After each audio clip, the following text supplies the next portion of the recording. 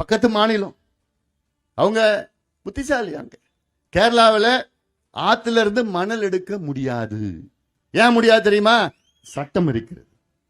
ஆத்துல மணல் எடுக்கக்கூடாது, சட்டம் இருக்கிறது. கேரளாவில் பக்கத்து மாநிலங்கள். கர்நாடகாவில் ஆத்துல மணல் எடுக்கக்கூடாதுன்னு சட்டம் இருக்குது கர்நாடகாவில்.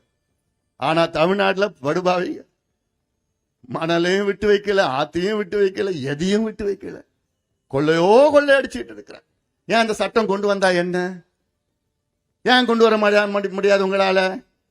கேரளாவில் மலையை உடைக்க கூடாதுன்னு சட்டம் இருக்கிறது.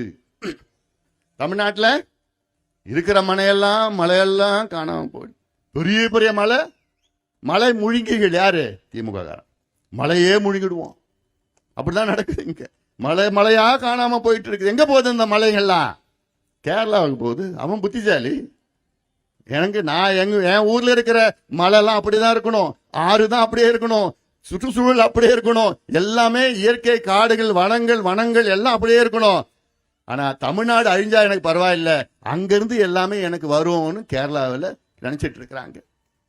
அதுக்கு உடந்தையாதான் இங்க இருந்து மலையா போயிட்டு இருக்குது, மணலா போயிட்டு இருக்கு, கிராவலா லோடா போயிட்டு இருக்கு. எவ்வளவு பெரிய ஊழல் தமிழ்நாட்டில் நடக்குது. கனிம வளங்கள், நம்முடைய கனிம வளங்கள் அன்றாடம் ஆயிரக்கணக்கான கோடிகள் மாதம் போயிட்டு இருக்கு.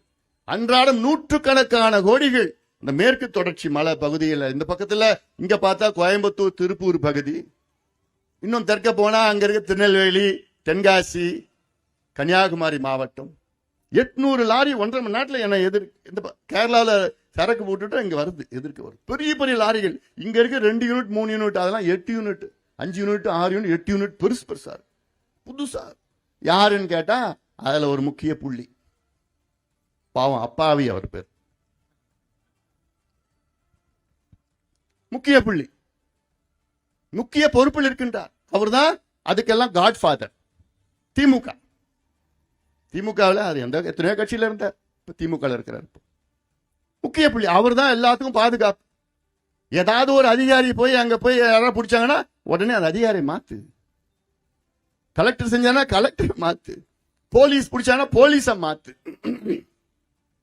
நிச்சயமா இவர்கள் எல்லாம் உள்ள போறாங்க இன்னும் ஒரு 5 மாசத்துல. உறுதியா நடக்கும் அது.